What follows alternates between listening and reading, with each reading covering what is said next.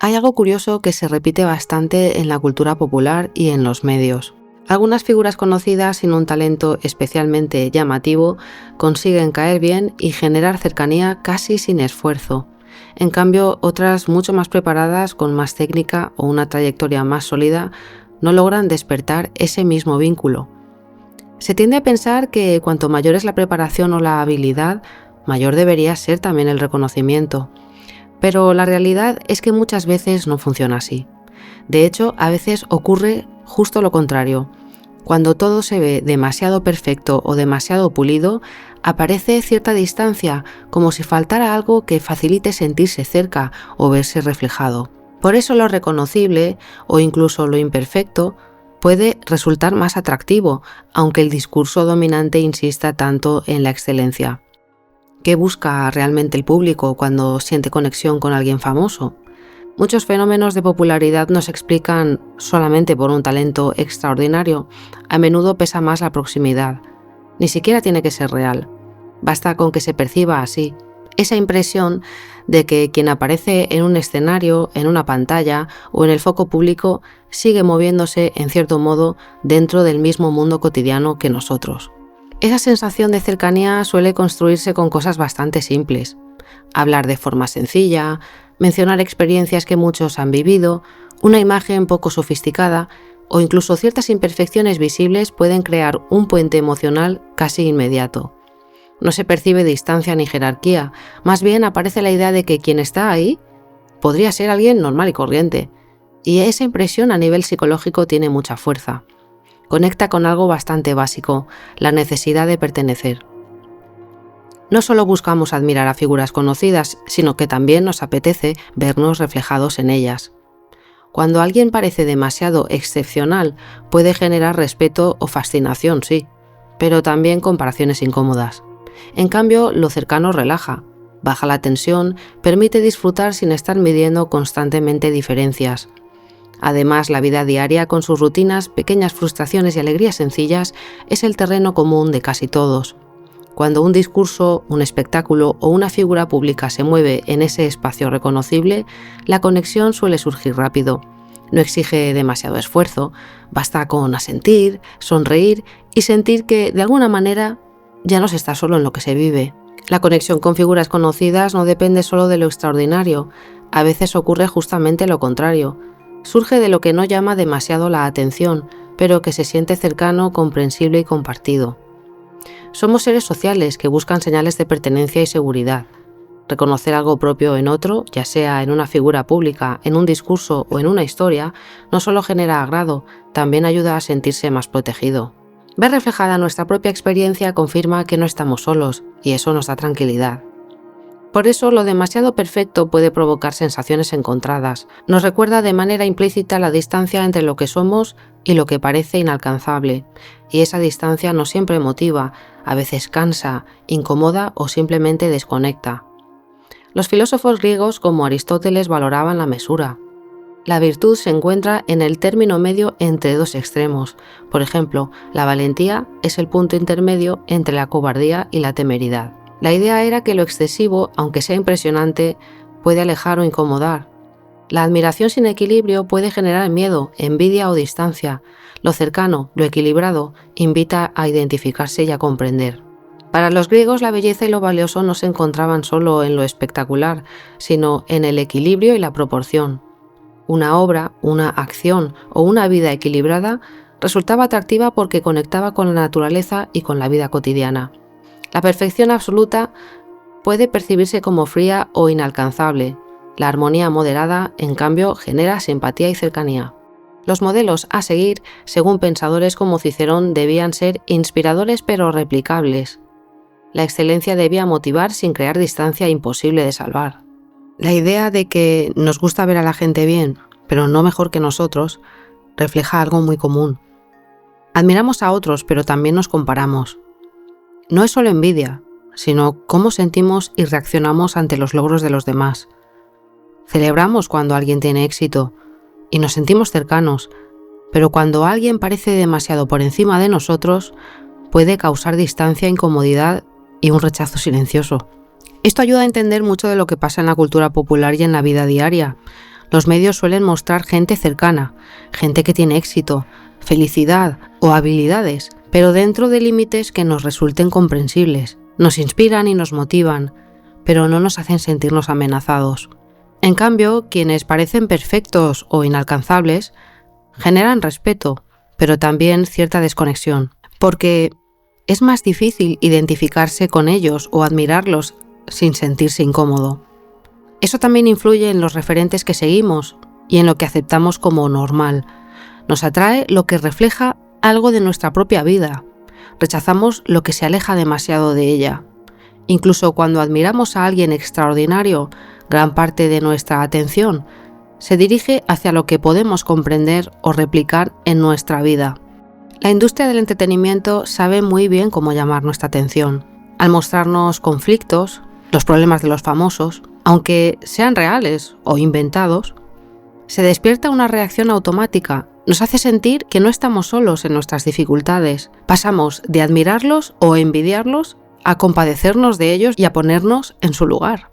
Esto funciona porque nuestras emociones son muy predecibles. Ponernos en el lugar de alguien que lo está pasando mal nos da un pequeño alivio, porque al menos no estoy tan mal como ellos. Es algo inconsciente, ¿eh? O a otros también les pasa lo mismo que a mí. Ese sentimiento convierte cualquier drama en algo que queremos seguir viendo y que queremos seguir comentando. Entonces, desde el punto de vista de la industria, es casi como un experimento de psicología. Pueden crear historias dramáticas porque eso asegura que la gente hable de ellas, que comparta contenidos y preste atención. Incluso cuando sabemos que puede ser falso, seguimos enganchados porque las emociones son inmediatas y fáciles de sentir, mientras que pensar, reflexionar, requiere esfuerzo. Es por eso que están los matrimonios falsos de los famosos, las rupturas inventadas y los dramas que han sido construidos, porque muestran cómo la historia usa nuestra manera de reaccionar emocionalmente para mantenernos atentos y para consumir más contenidos. Es un ejemplo claro de cómo funcionamos colectivamente, que nos dejamos siempre guiar por las emociones, y quienes controlan los medios lo saben. Esto ayuda a entender por qué en parte en muchos mensajes públicos, en publicidad, entretenimiento o divulgación, recurren a figuras que resultan cercanas y reconocibles. No se trata de elegir al que tiene más talento ni al que es más espectacular. Se busca a alguien cuyas actitudes, gestos o maneras de expresarse reflejen la vida diaria del público. Esa sensación de proximidad genera identificación y facilita la atención, que a su vez abre la puerta a cualquier tipo de influencia, ya sea cultural, emocional o comercial. Si algunas de estas estrellas están seleccionadas a nuestra imagen y semejanza, ¿qué dice eso de nosotros? Nuestros gustos no son neutros, muestran nuestra posición en el mundo. No se trata solo de una canción, de un cantante o de una serie. Lo que elegimos escuchar o ver revela quiénes somos, qué valoramos y con qué nos sentimos identificados. Cada elección cultural funciona como un espejo. Lo que admiramos o seguimos dice algo de nuestra identidad y de cómo nos vemos en la sociedad. Nos muestra a qué grupo sentimos que pertenecemos, qué ideas nos atraen o incluso qué queremos cuestionar. Por eso, aunque parezca algo simple, un gusto o una canción también habla de nuestra manera de entender la vida y de cómo nos relacionamos con los demás. El esfuerzo, la preparación o la sofisticación no siempre generan mayor conexión con el público. A veces ocurre lo contrario, propuestas muy trabajadas, técnicamente impecables o conceptualmente ambiciosas pueden despertar respeto, pero no necesariamente cercanía. El reconocimiento no depende solo de la calidad intrínseca de una obra o de un discurso. Intervienen factores como la exposición previa, la pertenencia a determinados circuitos culturales e incluso la sensación de accesibilidad o cercanía con experiencias y códigos que el público ya conoce. Cuando algo se percibe demasiado elaborado o distante, el público puede sentir, aunque sea de manera inconsciente, que no está pensado para él o que requiere un esfuerzo intelectual o emocional que no siempre está dispuesto a asumir. La visibilidad previa amplifica casi todo. Quienes ya son conocidos parten con una ventaja clara, independientemente de la calidad concreta de cada propuesta. La percepción de cercanía genera confianza, y la confianza facilita la atención. No se trata de una injusticia ni de una estrategia malintencionada, es en gran medida un mecanismo comprensible y recurrente. Tendemos a acercarnos a lo que resulta reconocible y eso explica muchas de las dinámicas de popularidad y de recepción cultural. Esto puede ser frustrante para quienes apuestan por propuestas menos inmediatas o menos alineadas con lo cotidiano. Aparece otro elemento, que es la función que cumple el entretenimiento en la vida cotidiana, porque para muchos los espacios culturales, mediáticos o digitales no son tanto lugares de aprendizaje o transformación como zonas de descanso psicológico. Después de jornadas exigentes, responsabilidades constantes o incertidumbres económicas y sociales, lo que uno busca no es un desafío adicional, sino un respiro. La tendencia natural es orientarse hacia el placer, o al menos hacia la reducción del malestar. No siempre se busca mejorar y cuestionarse las cosas. Muchas veces uno simplemente necesita sentirse más ligero. En ese contexto, lo cercano, lo reconocible y emocionalmente cómodo tiene ventaja sobre lo complejo, lo exigente, aquello que te obliga a replantearte las cosas. También influye el clima social general. En épocas que se perciben como inestables, económica, política o culturalmente, aumenta la necesidad de espacios donde todo parezca más sencillo y comprensible. El entretenimiento accesible, el humor cotidiano, las narrativas conocidas o incluso el interés por la vida ajena cumplen a menudo una función reguladora. No se trata necesariamente de ser superficial, muchas veces funciona como una forma de autorregulación emocional colectiva. El estrés constante, las demandas sociales, nos dejan en un estado cercano al infantilismo emocional e intelectual. No es literal, pero sí en términos de atención y motivación. Porque después de estar todo el día trabajando y la presión de estar siempre conectados, de estar a la altura, muchos terminan priorizando solo lo inmediato y lo propio. Encender la televisión, mirar el móvil, dejar nuestra mente en blanco no es simplemente ocio, es una forma de sobrevivir a la fatiga emocional. Nuestra curiosidad, nuestro interés por el mundo o por reflexionar sobre lo que ocurre a nuestro alrededor se adormece frente a la necesidad de desconectar. Esto explica por qué muchos contenidos populares tienden a ser simples, cómodos o repetitivos. La audiencia busca descanso más que desafío. Desde un punto de vista más amplio, esto tiene grandes implicaciones culturales y sociales, porque cuando la mayoría está en este modo de descanso pasivo, los creadores y los medios que priorizan lo superficial, el morbo o la gratificación inmediata, reciben más atención que aquellos que ofrecen reflexión o innovación. Y así la sociedad termina reforzando patrones que consolidan esta especie de infantilización colectiva. Se premia lo cómodo y se margina lo complejo. Esto no significa que no exista interés por contenidos más profundos, críticos o reflexivos, pero su consumo suele requerir de un momento distinto, una disposición mental específica que no siempre coincide con el ritmo de la vida diaria. Por eso, ciertos formatos más ligeros, reconocibles o emocionalmente reconfortantes logran mayor difusión. Encajan mejor con la necesidad predominante de desconexión. Y es que todos buscamos escapar de la realidad de alguna manera. Juegos, películas, redes sociales, quedadas con amigos, viajes, cada uno tiene su propia forma de desconectar. Al final todos estamos intentando sobrevivir en este mundo de la mejor manera posible. No es una debilidad, no es un fallo moral, es una manera de manejar el estrés y el cansancio diario. Cada práctica cumple la misma función, ayudarnos a mantener el equilibrio y a seguir adelante sin agotarnos. Reconocer esto también permite entender que las formas de desconexión son diferentes, pero comparten el mismo objetivo. Todos necesitamos espacios para descansar la mente, recargar energías y sostenernos frente a la presión constante de la vida cotidiana. Ahí surge una cuestión interesante para quien crea o comunica. ¿Hasta qué punto adaptarse a esa demanda de comodidad? ¿Y hasta qué punto mantener propuestas que inviten a pensar, aunque conecten con menos individuos? Cada creador debe decidir qué tipo de relación quiere tener con su público, qué importancia tiene ser auténtico en lo que estás produciendo y cómo defines el éxito.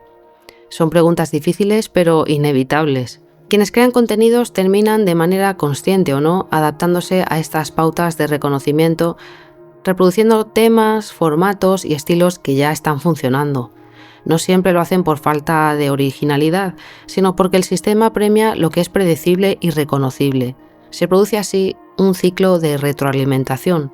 La audiencia responde a lo que conoce, los contenidos se ajustan a esa respuesta y la cultura colectiva refuerza los mismos patrones.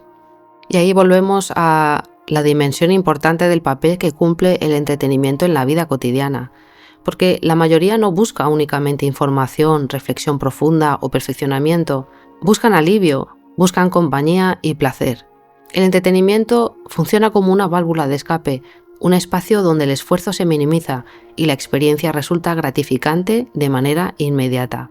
La tendencia natural es reducir el malestar y aumentar la sensación de seguridad. Contenidos que refuerzan experiencias conocidas, que provocan risa, nostalgia o empatía, cumplen esa función de autorregulación emocional.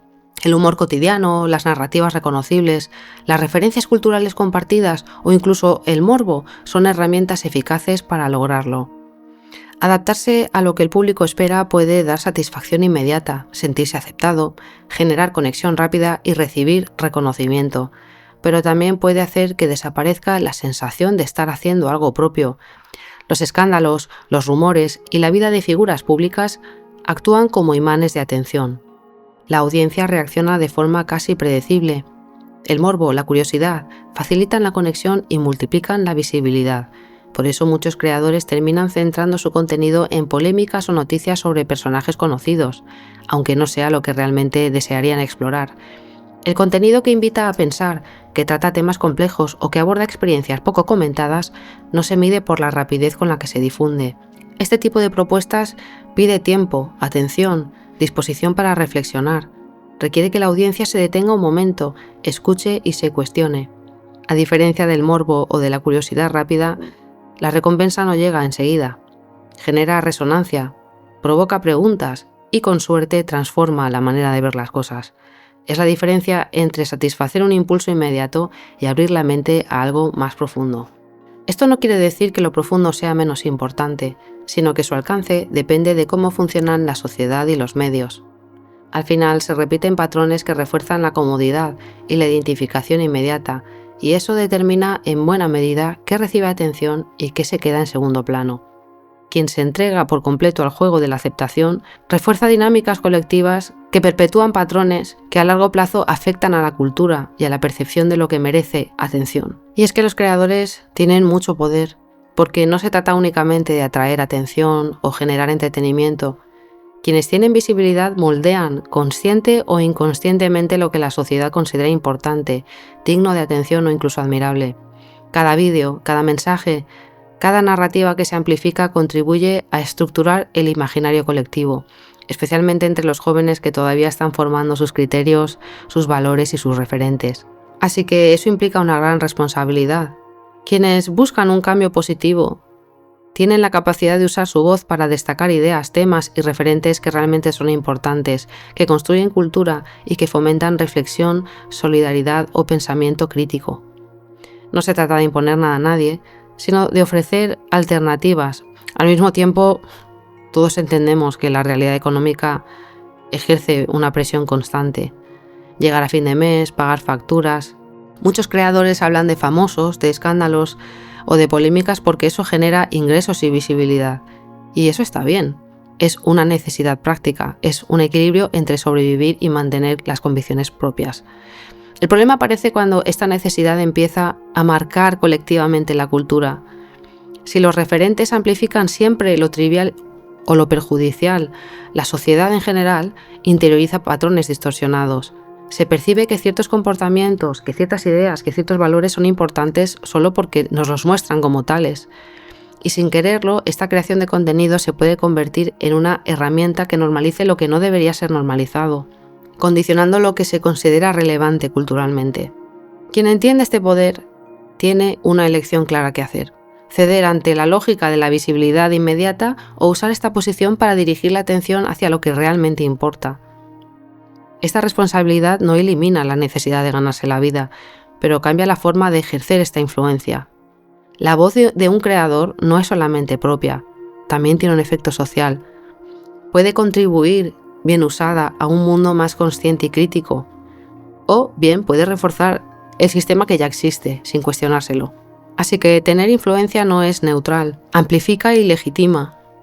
Quien comprende esta fuerza tiene la opción de orientar su creatividad hacia un impacto positivo, incluso cuando el sistema y la economía lo empujan hacia lo fácil. Sarah, yo soy Sarah y ahora estás bien hablando con Sarah. Si la música te habla al corazón.